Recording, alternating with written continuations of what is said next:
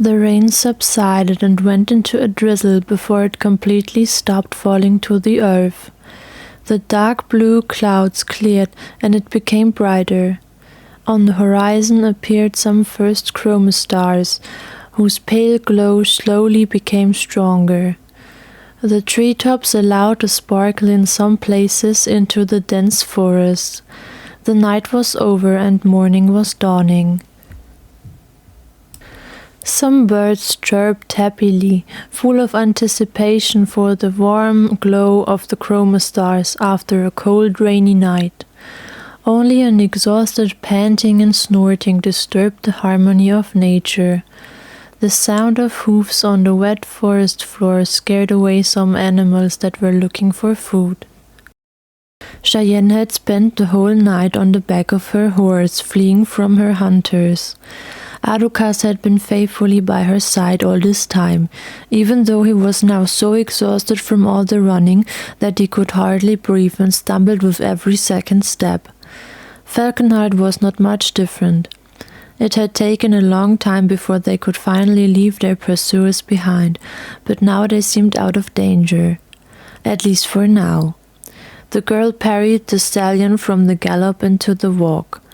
The brown horse made its neck long and gasped for air.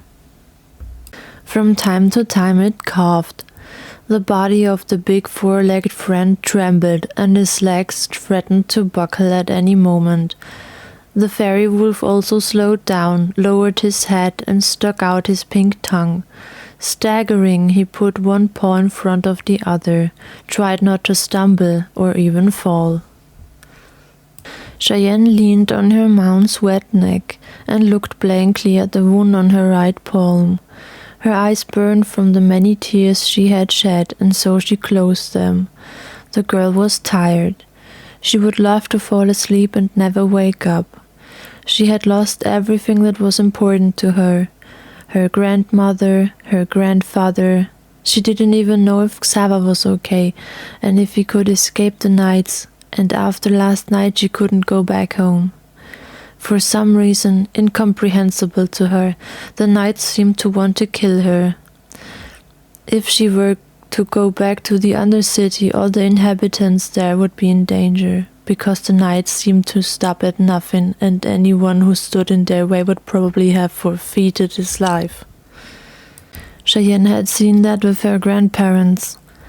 The memories of the previous night came back to her mind. She saw in her mind's eye again her beloved grandparents dying right in front of her, in an agonizing way. Those had been the most terrible minutes of her life. The girl remembered the words of the knight in golden armor. "Well, at least you fell nicely into our trap. Your grandparents have also proven to be a wonderful bait." Cheyenne couldn't believe all this. What was suddenly wrong with the world? Yesterday everything has been so beautiful and in order, and now all of a sudden such terrible things happened. Why is all of this happening? Why do they want to kill me and have my crystal? Why did my grandparents have to die? Why didn't I realize it was a trap? Could I have done something differently? Change something? If I hadn't been so unreasonable, they might be still alive. She blamed herself for everything. She must have done something to incite the knights, but with the best will in the world, she didn't know what. Hopefully Xaver is doing well. He must have escaped them. He must. If the crystal is so important to them, then they should have it. But leave him alone. It's anyway just a necklace that my mother gave me for my birth. For as long as she could remember, she always wore this black pendant around her neck. Her grandparents had told her that the last thing her mother had done before she died after giving birth was to put this crystal on her baby. Since then, Cheyenne was told she had never taken off the necklace. Although in the beginning she always had to put the jewel twice around her neck because it was so long. Over time, the girl grew taller and was able to wear the crystal normally. What do they find in this chain? I just don't understand all of this. It's just a crystal pendant. You can even buy them cheaply on the market. Cheyenne racked her brain, hoping to distract herself from her grief. But it wasn't long before she got a headache. She became dizzy, and the events of the previous night caught up with her again. The glow of the chroma stars which sparkled between the treetops became stronger. Slowly but steadily it became warmer, and the morning glow had a calming effect on the sad girl. Her wet hair and dress were slowly dried, as was the fur of the two four-legged friends she was traveling with. Cheyenne straightened up to see where they were, but they were in the middle of the forests of luminous trell, and these were known to extend over the most of the continent. So they wandered around completely disoriented. Cheyenne had never been here before. She didn't even know if there was a village nearby, if anything was nearby, had no idea where she was. And even if they found a village or a town, she wouldn't even have money to buy food and drink for herself and her two companions. She had never been so far away from home.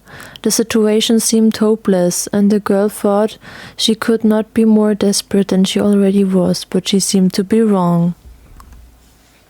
Just when she thought it really couldn't get any worse, she heard a growl.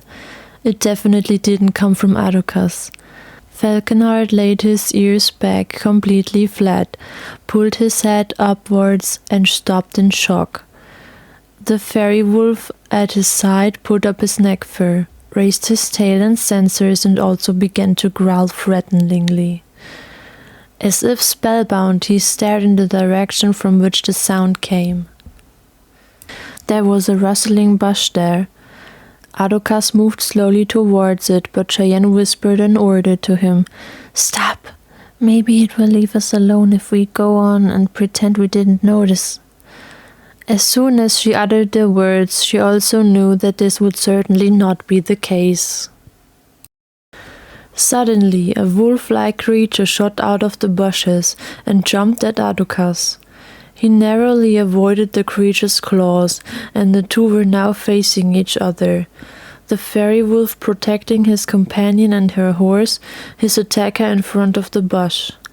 Cheyenne could hardly believe her eyes as she looked at the creature. But that... it doesn't exist! The wolf-like enemy shone in all white and was surrounded by fog, signs of the same color, which looked like those of her black arrows. What the hell is that? There is nothing white in nature, except for the small spots in our eyes, and it is surrounded by a shimmering fire-like aura. Maybe an experiment that escaped from the research lab?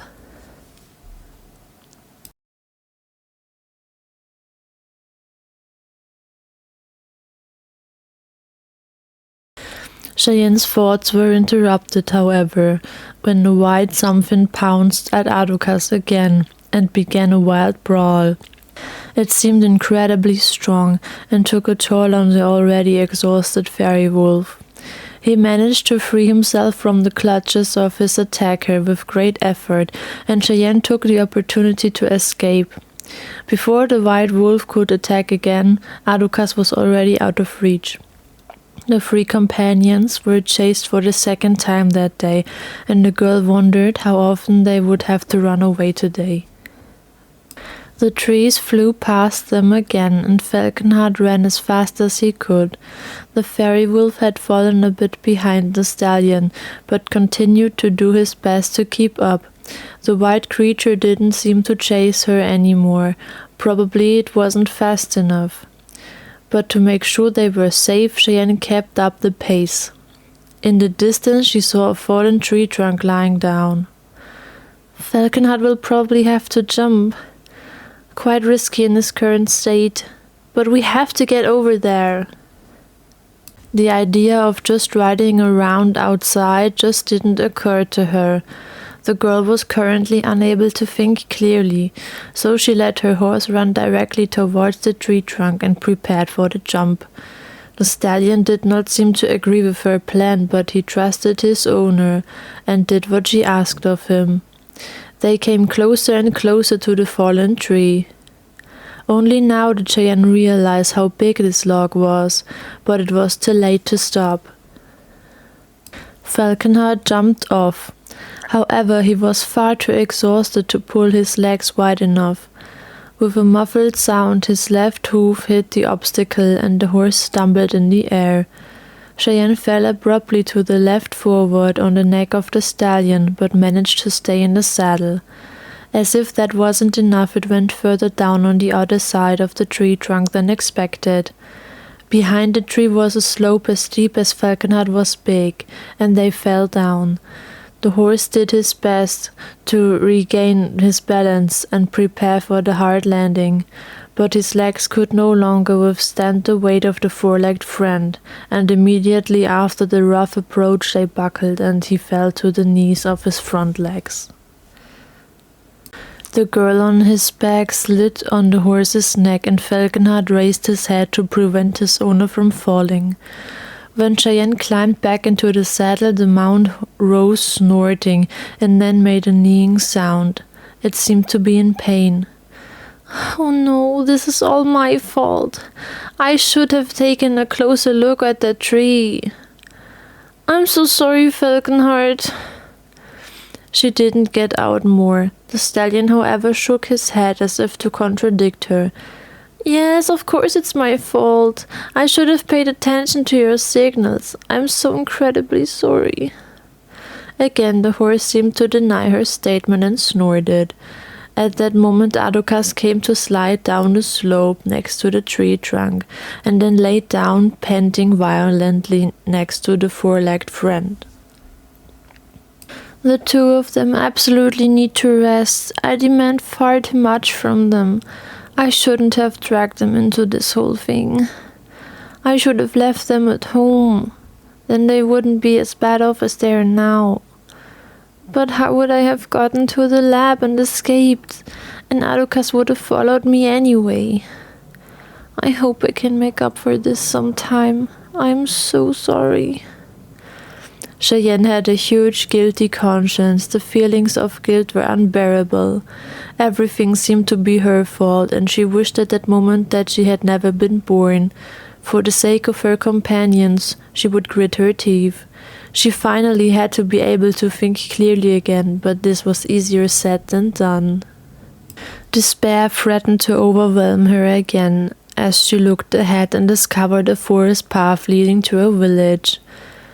At first the girl thought it was just a daydream or a hallucination, but when, after several blinks, wooden houses could still be seen in the distance, Cheyenne breathed a sigh of relief.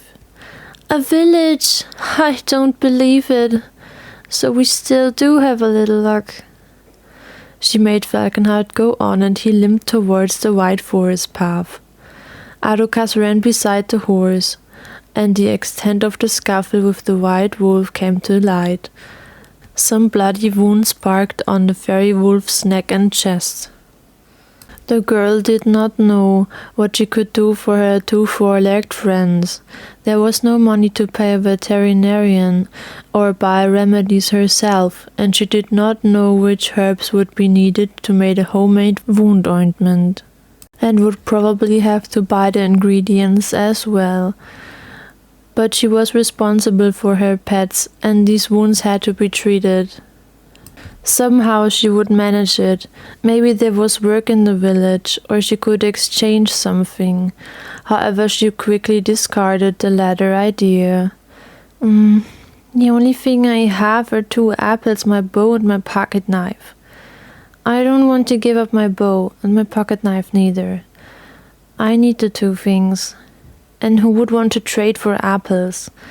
Besides, I promised them to Falconheart. She just had to wait and hope. Finally, they arrived at the entrance of the village. At the first 2 small wooden huts, a large yellow cloth was clamped, which greeted the passerbys. The brown lettering revealed the name of the village. Welcome to Media Silva, the village in the middle of the forest of Luminastrel. Media Silva? I've never heard of that name before. Still, Cheyenne was glad to be here. It was a small village, no bigger than La Sepia. Some of the houses looked like trees. They were all brown and green, built of wood and of different sizes. Some rose into the air while others had only one floor. Above the girl's head were wooden bridges that connected some houses. It looked like the area up there was accessible to everyone through stairs to the side of the houses. Cheyenne saw a few stalls and shops where people lined up to the wooden bridges. The sandy road they were currently on seemed to be the widest in the village. From it went some alleys that led to other houses. Down here there were not as many people to see as above, and further ahead stood a carriage with 2 horses harnessed. The whole village seemed warm and welcoming. The girl discovered a stone trough filled with water, which served as drinking trough for the mounts. She steered Falconheart towards it and jumped off his back. It felt unusual to stand on the ground again, and after the long time in the saddle she had slight pain all over her body. But she suspected that it would be gone right away. Cheyenne tied the stallion to the post next to the trough, and she greedily began to drink. Adocaz also came next to the trough and shoveled the cool water into his mouth with his tongue. Next to the stone mold was a small staircase leading to a house behind it, and the girl sat down exhausted. She looked at her companions for a moment before resting her head in her hands and just sitting there. For a few minutes she was unable to do anything. Then she raised her head again and examined the wounds of the fairy wolf, who had meanwhile laid down next to her. They were not very deep and did not look as fateful at the second glance as they did some time before. These few scratches would heal well on their own and did not necessarily need treatment. Cheyenne now turned to the injured leg of her horse. The stallion's foot was bent, and he kept pulling it up a little as soon as the hoof touched the ground. This doesn't look good. Falconheart really needs help. The girl looked down and stared at her feet. The feelings of guilt came back, and she did not know how she could have helped her horse. She was so absorbed in her mental reproaches that she did not notice how someone approached her. A meter in front of Cheyenne, the person stopped and looked at her. The girl noticed the 2 feet in front of her and looked up to the stranger. In front of her stood a young man with impressively beautiful ice blue hair. On the sides of his head they reached almost to the ground. In front they stood off in almost all directions, and at the back of his head they seemed to be fluffy and shoulder length. The hair was very well groomed and made the man look noble. His eyes were clear and also ice blue. Rarely had she seen someone so beautiful. If this guy lived in the capital, he would certainly be a nobleman who would never even think of even looking at someone from the Undercity. So Cheyenne could hardly believe that he was talking to her. "Hey, pretty angel, you look like fate hasn't been kind to you."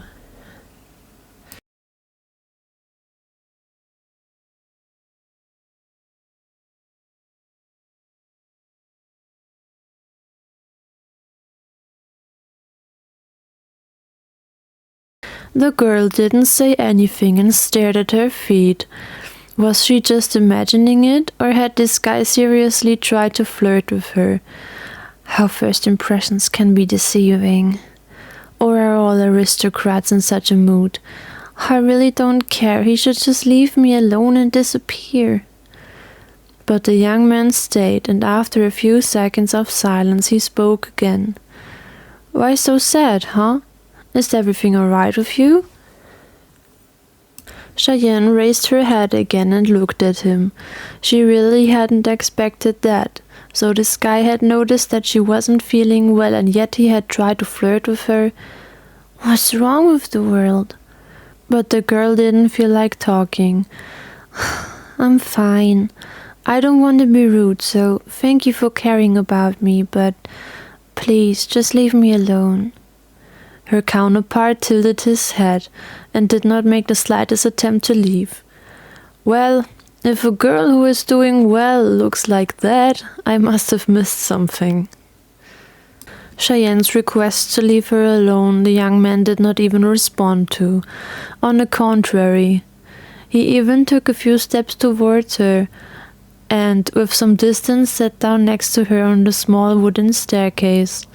The girl looked at him and perceived his smell, a strong scent of flowers mixed with that of a fir forest and pine cones. The image of a frozen small lake surrounded by ice-covered flowers in the middle of a snow-covered fir forest came to her mind. The idea was strong, clear, and beautiful.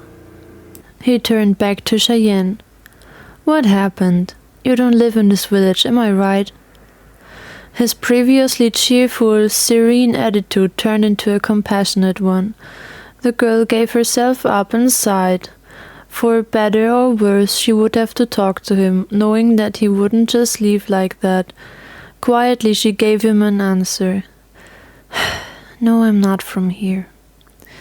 The young man nodded, and Cheyenne lowered her head. Oh, how rude of me. I haven't even introduced myself to you. My name is Glacio, and what is the name of the beautiful angel next to me? He closed his eyes halfway and smiled a little. He can't be serious. What's wrong with him? She would have liked to roll her eyes now, but she didn't. If by beautiful angel you mean me, my name is Cheyenne. Nice to meet you, sweetie. And you don't need to speak so formally. We don't need that. Glacio closed his eyes and grinned, so he couldn't see the girl's annoyed look. Now also, sweetie? Do these compliments work for other girls? And I am always said to be naive. At least the young man managed to distract Cheyenne from her grief, and somehow she felt a little better since he was around her. Whether it was really because of this guy or simply because she wasn't alone at the moment, she couldn't say. Cheyenne liked his suggestion and accepted it, because she found it difficult to speak so formally and politely with someone like him anyway. Glacio opened his eyes again.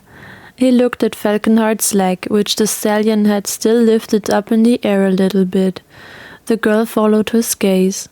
He stood up and walked closer to the big brown horse to take a closer look at the foot. Is this your horse? The leg doesn't necessarily look very healthy. Before Cheyenne could say anything, her new acquaintance was already looking at Adocaz. His gaze briefly stopped at the fairy wolf, and he seemed surprised. He examined the wounds on the silver wolf's body and finally looked at the girl's neck and hands. So, I would be very interested to know what happened to you, but I doubt you will tell me just like that. Embarrassed, Cheyenne avoided his gaze. Glacio seemed to feel confirmed in his suspicions, but he would certainly bring up this topic again later. Cheyenne knew that.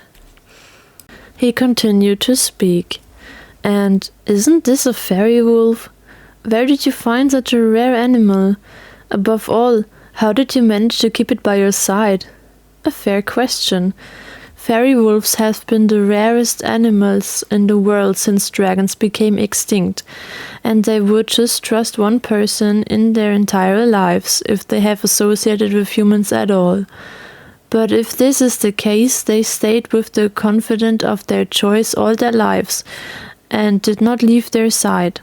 Cheyenne knew all this, and therefore was very proud and happy to have Adocaz with her.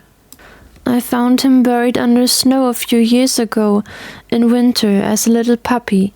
He was close to death, so I took him home and nursed him back to health. Then he apparently decided to spend the rest of his life by my side. As if the fairy wolf knew he was being talked about, he stood up and happily pressed himself against Cheyenne. She hugged him and stroked his fluffy fur. But as soon as the girl touched some of the wounds, she had a guilty conscience again. Adocaz, you too, Falconheart. I'm so sorry for what happened.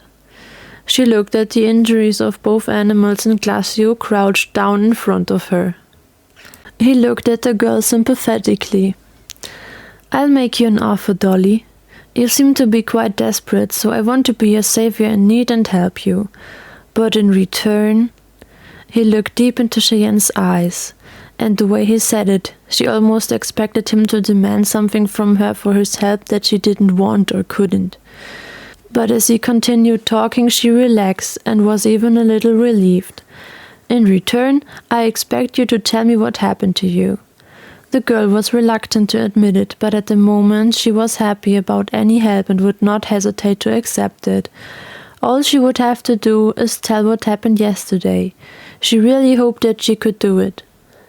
Cheyenne agreed. All right, I agree. If you can help me, I'll tell you what happened yesterday. But that's all I can give you for your help. I have no money. She suspected, however, that Glacio had more than enough of that anyway, the way he looked. She was all the more surprised when his answer came. Hey, Angel, when I say I just want to hear your story, I mean it. Don't worry, I'm just curious and want to help pretty girls in need. By the way, I too don't have any money right now, so you're not alone. Believe me, you can get along well without it. So, not a nobleman after all? I was so sure. But I don't really like the way he said the last sentence. What does he mean by that? Glacio turned to Cheyenne's wounds. Well, first of all, I'll take care of your wounds on your hands and neck. Without them, you're sure to be even more stunning than you already are. You can trust me, I am a healer. Cheyenne opened her eyes wide and opened her mouth a little in surprise. A healer? Incredible! I've never seen one before. Healers were people who could cast healing spells. The ability to control those spells was even rarer than fairy wolves and only given in very, very few people in the world. There should also be elves who supposedly differed from humans only by their ears and cleverness, and it's rumored that they would be even more gifted in dealing with healing magic. Apparently, it took enormous intelligence to cast healing spells. In addition, it was said that it would take many years of research and practice to properly handle healing spells. There were rumors in the Undercity that until a year ago there was still a healer in the Upper City who belonged to the knights and the king, but the girl had never seen him. When she went to the Upper City, which was quite rare because her grandparents had forbidden her to do so, she had to be careful not to be seen, and could never get to the royal castle. She often helped her grandfather at the market though, but he stood directly by the staircase from the Undercity to the Upper City, and therefore she could not see much of the Upper City. Cheyenne was stunned and with the best will in the world could not imagine that she just had one of those highly intelligent, rare human healers in front of her. She just couldn't understand how someone who called her Angel and Sweetie was one of the smartest people in the world, and that she just met one like that in the village. It was incomprehensible to her that he did not even want money for his healing arts. Glacio grinned again, before slowly and gently touching Cheyenne's wound on her neck. His hand was freezing, but the girl didn't flinch. She was more surprised, and even though this young man was actually a total stranger to her, she thought she felt a trace of security in his touch, and became calmer. Doesn't it bother you that my hand is so cold? He avoided Cheyenne's gaze. The way he said it, she knew he was uncomfortable. This was the first time she had experienced him so seriously, and he seemed sad for a brief moment. The girl slowly felt that Glacio's whole body radiated an abnormally low temperature. But Cheyenne lived in a lower town and was used to the cold. There were countless leaks in her house that allowed nights and winter to enter. Nevertheless, she felt sorry for him when he looked so sad to the side. "No, I'm used to the cold and I don't really have any aversion to it." "But why do you have such a low temperature? That's not normal." He looked into her eyes again. "Just the facts of a failed experiment that I once went through. Hey, I'm glad that it doesn't bother you, sweetie." Cheyenne gave up. He would call her sweetie and angel forever. Did he still know what her name was? "My name isn't Sweetie, okay? And I'm not your angel or doll or whatever. My name is Cheyenne, got it?"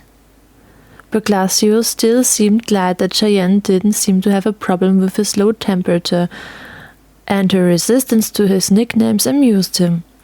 He smiled, and for the girl this was a clear sign that he would not stop giving her these names. She would learn to ignore it and get used to it. Cheyenne wondered how long the young man would be with her. Although he was the most annoying guy she had ever met, she still liked him somewhere, somehow, a little bit, and was glad that she had met him. After all, he helped her. But of course the girl did not forget that her friend Xaver had promised to meet her in the village of Saralay, and therefore she wanted to get there as soon as possible, as soon as she and her companions felt better. However, she had no idea where this village was and how she would get there. Cheyenne would simply ask her new acquaintance later. Now, at last, she was allowed to see the healing spell. Glacio closed his eyes, and on the ground at his feet appeared a white magic circle, which turned, and from the middle of which a kind of white fire emerged. It traveled over the young man's body to Cheyenne's wound, where it burned briefly, coldly, and a little painfully. "Something with the color white again? In the end, it's not a trademark of the Knights. Or why do I see it here again? This white fire just looks like the white mist that surrounded that wolf that attacked Adocaz earlier. Is this even fog or fire? I should ask Glacio. He certainly knows that." Glacio, how exactly do these healing spells work, and what kind of white fog is this?" The young man just took Cheyenne's hands and cast the healing spell there as well. Her wounds had completely healed and disappeared as if they had never been there. She thanked him, and then he explained to her what she wanted to know. "I use a healing spell to transform the luminium from the environment into the body's own, and then let it flow into the bodies of the wounded. So the body's own luminium does not have to be produced in your body to heal the wound, because I provided to it, and an immediate wound healing occurs. The white fog, as you call it, is luminium, which I just sourced from Earth."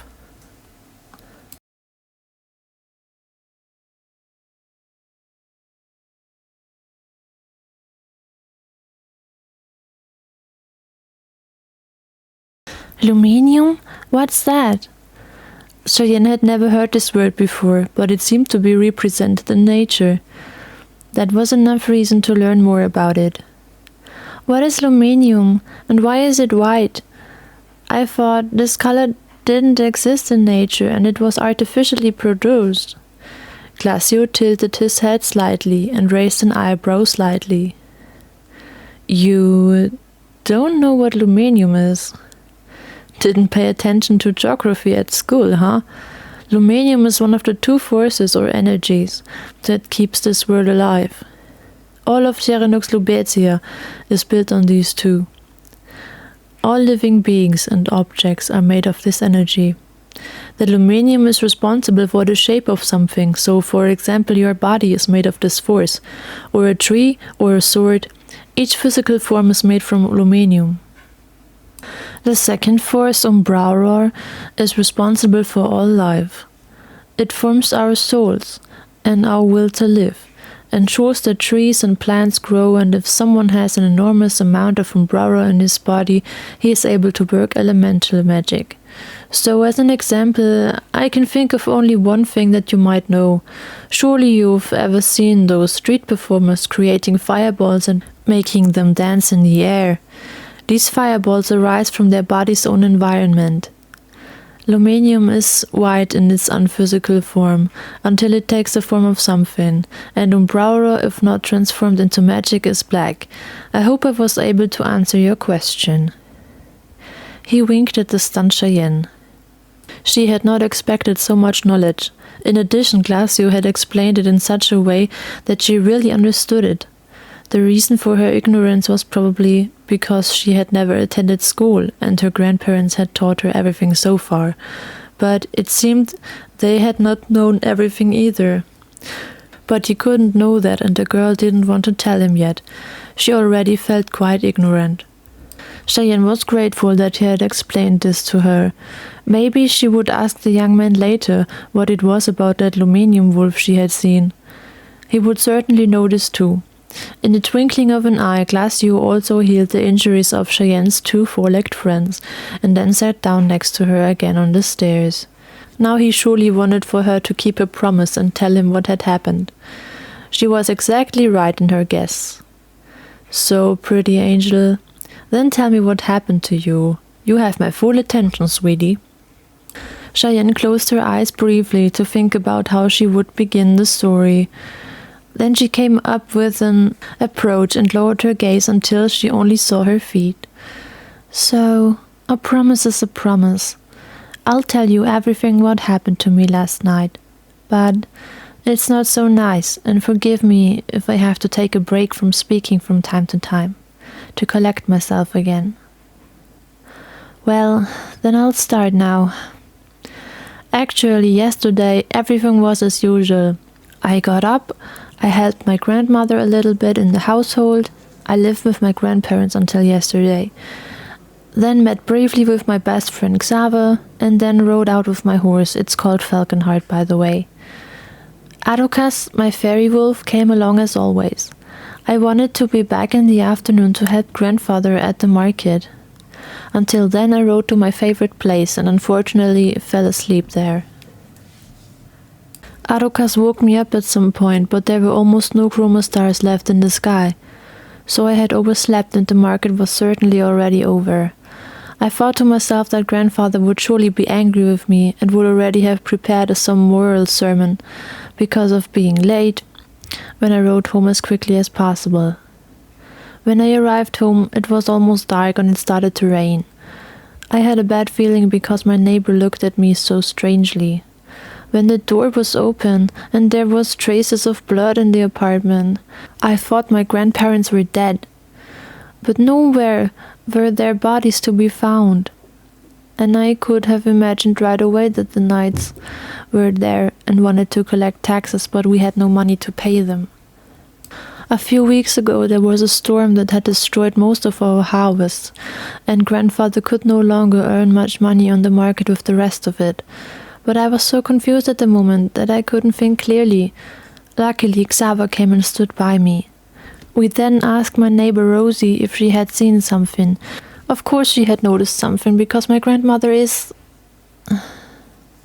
had been her best friend. Anyway, she said that my grandparents had been taken to the laboratory near the capital, gave me a small scroll that my grandmother had entrusted to her, and told Rosie to give it to me. But I really didn't care about that paper at the moment. I rode to the laboratory to free my grandparents. Xaver accompanied me. The building was of course guarded, so we had difficulties getting inside. 2 out of 3 guards could be distracted by Adocaz, but the 3rd caught me and gave me the wounds you just healed. Thanks again for that.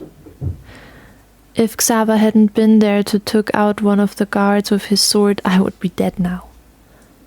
Then we got into the building through his cleverness, and actually I should have noticed something, because there was no one to see in the whole complex.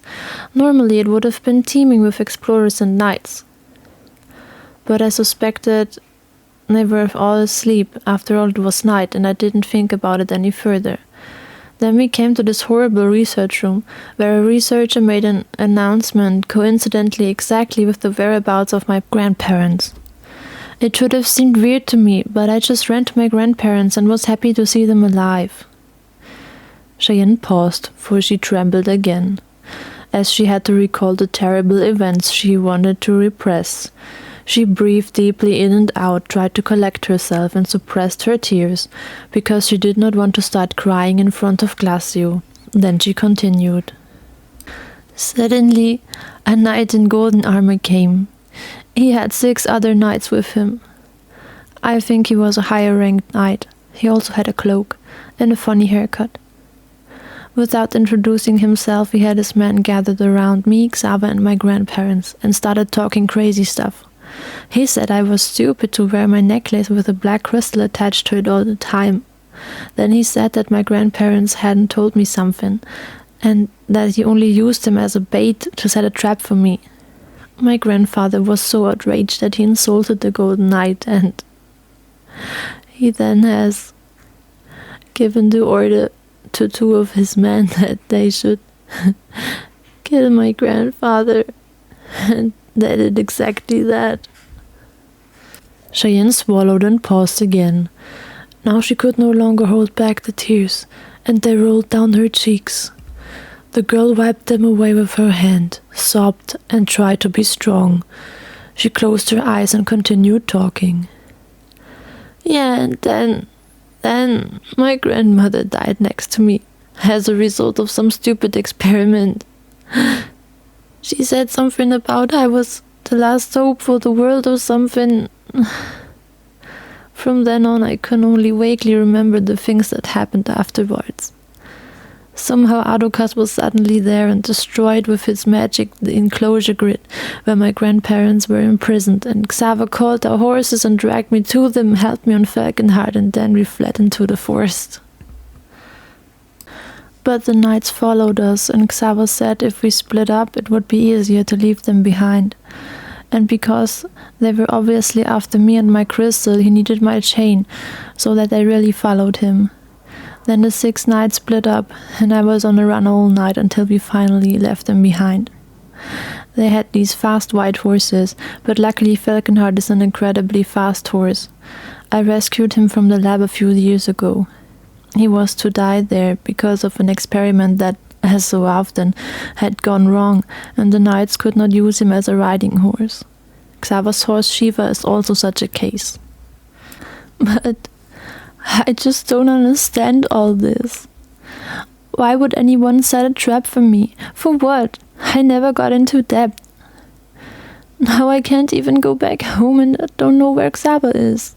And why does anyone want my necklace, which my mother gave me for my birth? By the way, Mother died at my birth, and I never met my father. I absolutely know nothing about him, in case you want to know that too. Cheyenne looked up at the sky and looked at some of the colorful clouds and chroma stars among the treetops. They were calming, and the girl was able to stop crying. Glacio had listened to her the whole time. Not once had he interrupted her. Cheyenne was surprised that he had listened to her story so silently. Now he seemed thoughtful. The young man also seemed to have some questions, which he asked now the girl. First of all, Angel, I'm honestly incredibly sorry for what happened to you. I had already thought that something bad had happened to you, but that it would be that bad for you would have not occurred to me. I know how you must feel. I also lost my whole family in one day about a year ago, thanks to the knights.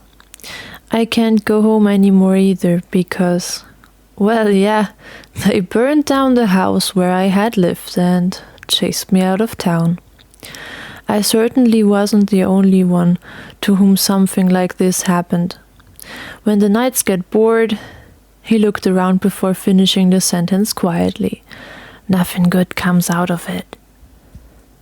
Speaking of the city, you're from Extidoma Magna, am I right? The capital is the only place nearby where taxes are levied, and only from the poor people in the Undercity. I didn't believe that someone as pretty as you would come from the slum. Cheyenne nodded and lowered her eyes sheepishly. She didn't know if Glacio had meant it as a compliment or if it was more like the opposite. He seemed to know the capital well. Cheyenne had never been ashamed of her homeland, but now she wasn't so sure. Even though the young man next to her had been chased away, he seemed to have come from a noble home, and her origins were a bit embarrassing to her. She couldn't resist the feeling, even though she still liked her home. Cheyenne was relieved when Glacio apparently did not talk bad about her homeland. Still, with a thoughtful look, he continued to speak. "Don't worry, I don't really care where you come from. Besides, you can't help the king rule over you and play with your life. I hate to say it, but maybe it's even better that you're away from there now. Well, I have some questions for you, and I very much hope that you will allow me to ask and answer them, Angel." Cheyenne nodded. It was probably the least she could do for him after he had healed her and the wounds of the two four-legged friends. Then Glacio spoke again. "Very well. So the knight in golden armor you mentioned was talking about a trap. He wanted you and your necklace with a black crystal on it as a pendant that you've had since your birth, yes? That's quite strange. You can buy such necklaces everywhere. And what do the knights want with a black object? A black crystal. As it all sounds, the knight will continue to pursue you, darling. They seem to find something about you that you don't know yet. What is certain is that from now on you have to be very careful in everything you do." Glacio seemed to know, or at least suspect, more than he wanted to say. Again, someone was hiding something from her. Something that was probably important to her. Why do other people always seem to know more about me than I do?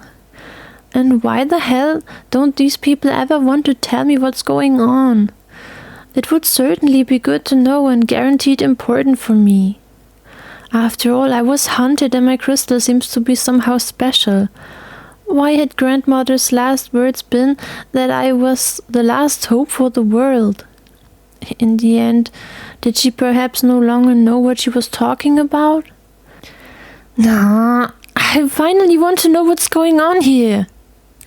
Just as Cheyenne was about to ask Glacio what was going through his mind and what he seemed to know, he was already asking his next question. The knight in golden armor with the funny haircut and cape.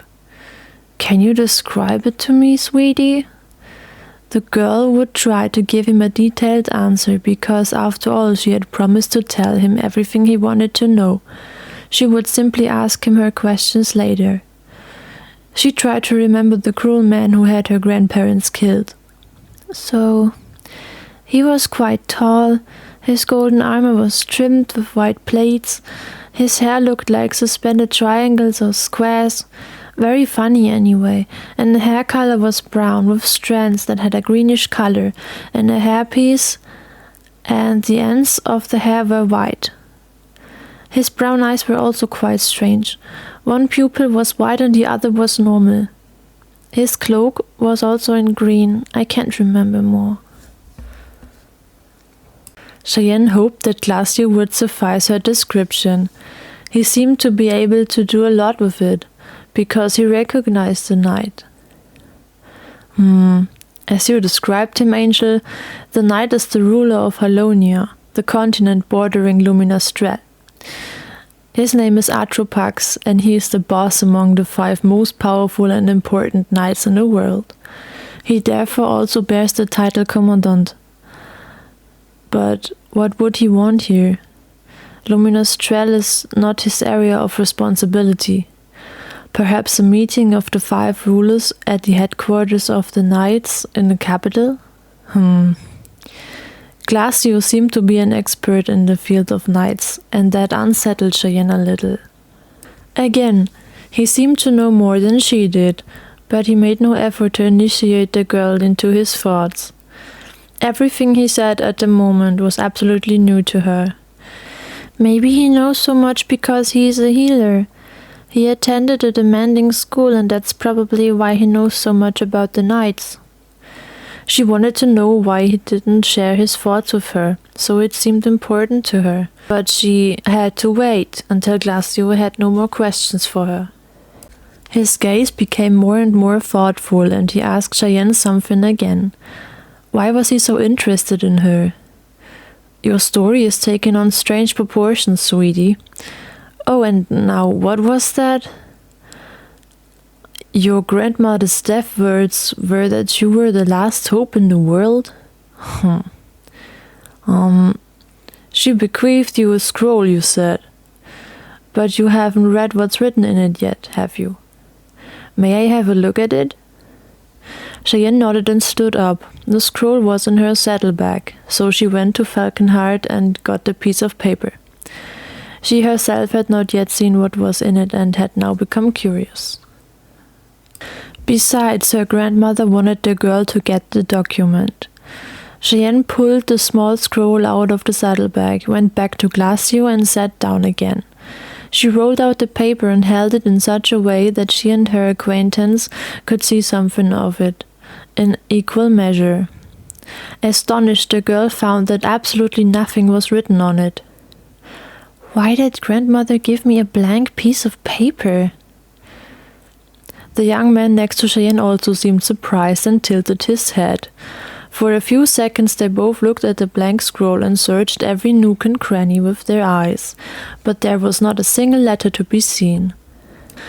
Just as Cheyenne was about to roll up the paper again, something strange happened. Out of nowhere a black writing appeared, moving slightly, as if it were water startled by waves. It took some time until letters could be seen spread all over the note, but there were only a few. The only legible thing that could be seen on the scroll was Cheyenne's name in the upper half of the paper. Glacio seemed a bit confused now, and he shared his thoughts with the girl. So this is strange. These block letters look as if they were written with umbraura, but it takes an enormously strong and powerful spell to describe a piece of paper with it. Apart from that, the art of labeling something with the power of life has been lost a long time ago. As far as I know, there is no one left in the world who can still write with umbraura. Huh. So your full name is Cheyenne LeBlesse. What a beautiful name. LeBlesse means the blessed in the ancient Yin-Yang language. Before you ask how I know, I had to learn this in my training. But you don't see much more here. Only the first word is legible. From. Well, I guess we can't do much with that, or what do you think, doll? Cheyenne shared his opinion and rolled up the paper again, but the scroll kept her busy. Why does someone write something for me on a piece of paper? Especially with such a strong spell. But Glacio has said that no one can use this forgotten spell. That's weird. That my surname is the Blessed was also unknown to me. My grandparents also had this last name.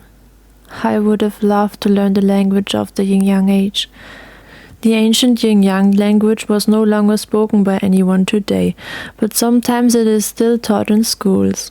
However, these few places of learning were very expensive, and most of them could only be visited by children with noble parents. Glacio must have had it good. He was able to learn so much, and his parents must have read every wish from his lips. Cheyenne obviously had to be very easy to see through, because Glacio could read her mind. You would have liked to learn a lot too, wouldn't you, little angel?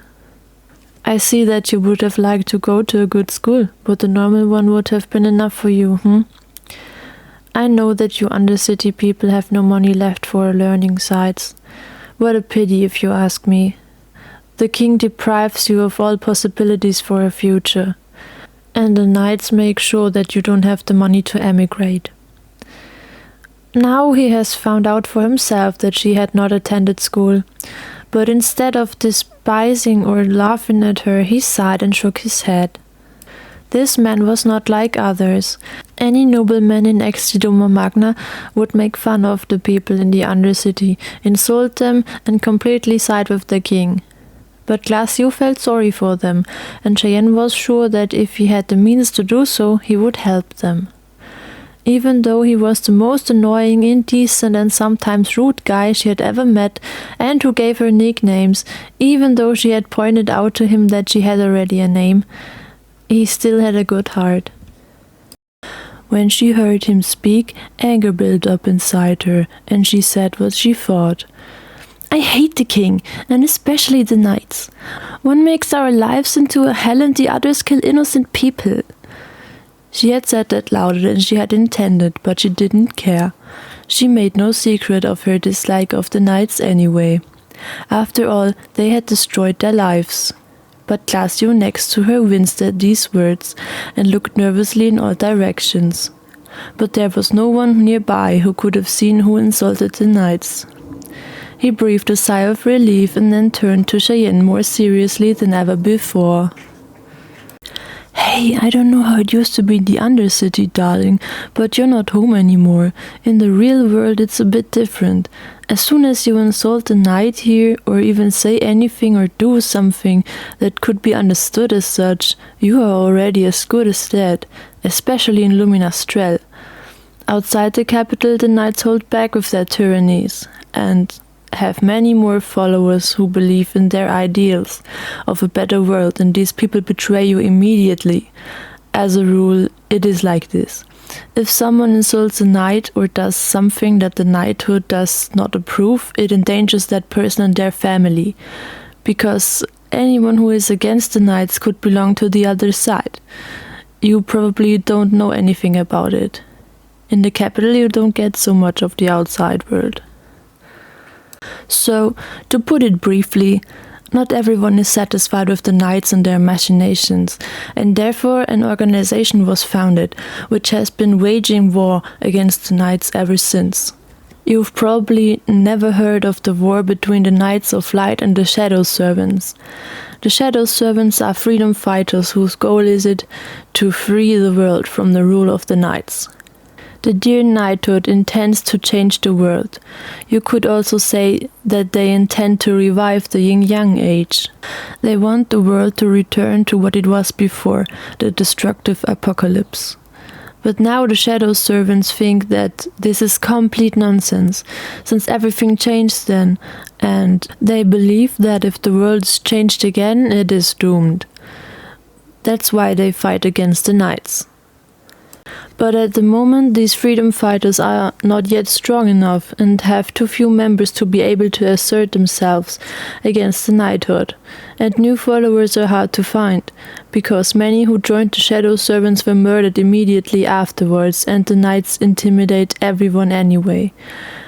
People are too scared to change sides, but I don't know more about this whole thing, Angel. While Glacio had quietly told her all this, Cheyenne's jaw dropped. She had never noticed any of this since she was born. Apparently she had lived in a completely different world. Her grandparents didn't seem to know about the war either. But even if they did, they had never told her about it. Since she had arrived in this village and started talking to Glacio, she had learned so many things about the world. Everything was so new. Cheyenne was simply stunned. Within a day everything had changed. It was as if her life so far was a crystal ball that broke into 1,000 shards. She never thought there was going on more in the outside world than in her wildest dreams. The girl had become curious and also a little excited, but at the same time she was frightened, because the world seemed very dangerous.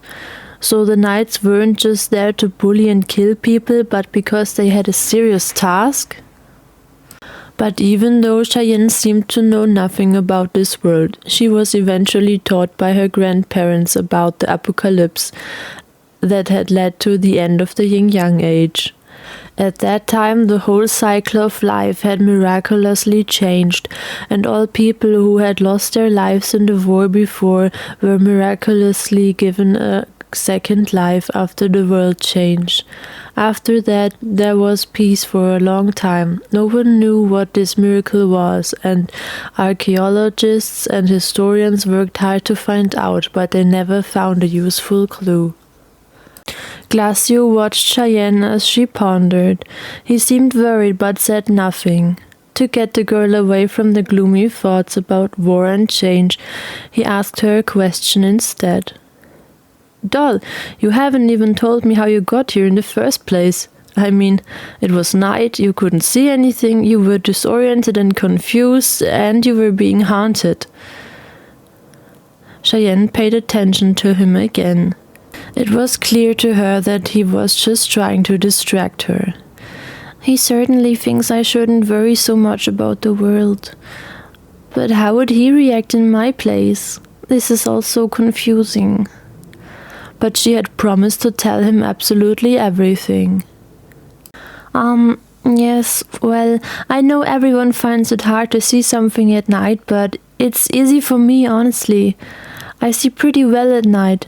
When Xaver was gone, I just tried to escape the nights, and when morning came, me, Adocaz and Falconheart were in the forest, and that's where I realized where I was. Suddenly, Adocaz was attacked by a strange white wolf. I believe it was made out of luminium because it was made of the same white mist as your healing spell before. The two fought, and that's where the wounds came from. The white wolf did not pay attention for a moment, and we took the opportunity and fled. But there was a huge tree trunk on the way, and I let Falconheart jump over it. Since he had been running all night, he had no strength at all, and hit his leg on the tree. On the other side, and went down so far that he came up again hard and buckled. That's where his injury came from. From the place where we were, I could see this village, and we ended up here, and, well, right after that I met you." Glacio thought for a moment, then said something again. "You can see very well at night, huh? Exceptional. Well, it sounds like you met the Luminium demon in the forest. In Luminastrel, however, they are rather rare, because they are constantly eliminated by the knights. You don't seem to know anything about demons, do you, Angel? Well, then I want to explain that to you. There are Luminium and Umbral demons. They appeared one day within the last 20 years. Luminium demons arise from a lack of Luminium in the world. There is a cycle, but it is disturbed by too many experiments with this force. So, to illustrate, the bodies of humans and animals are made of Luminium. You already know that. So when a baby is born, Luminium is taken out of the earth for his body and borrowed. When a human or animal dies, however, it takes about 10 years for the dead body to convert the structure of human or animal Luminium into earth Luminium. As long as it's not transformed, the world cannot take it back.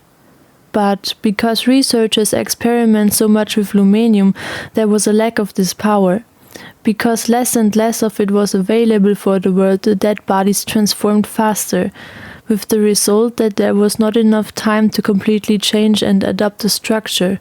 The corpses therefore became Luminium in its non-physical form, and its structure is so flawed that it can no longer even take on a physical form. The result is called a demon.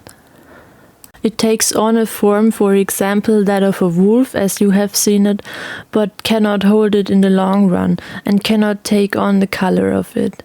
Terranox Libertia cannot produce enough of the power to bring the world back into balance, and as long as so many people die and the experiments do not stop, the earth will not recover, and the demon plague will get worse and worse.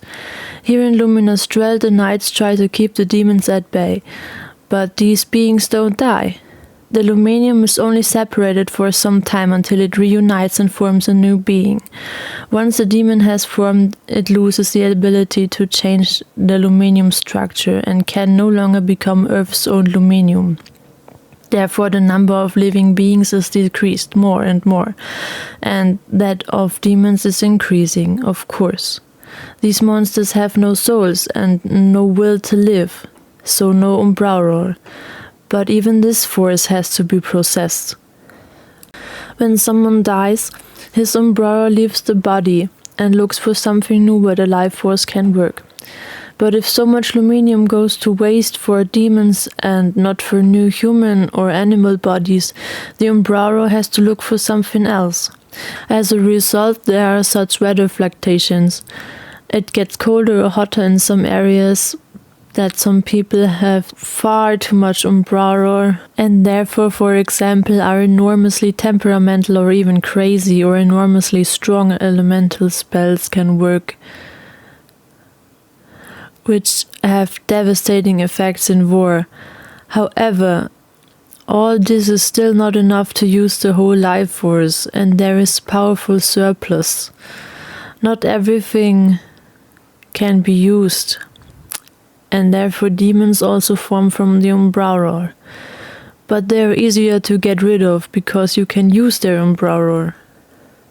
Luminium demons appear more during the day because they are not as strong but have more defensive power than umbrara demons, which you tend to encounter at night. They take advantage of the darkness to fight their victims with their enormously powerful attack, with little defensive power. Because at night most people and animals do not see as much as you know.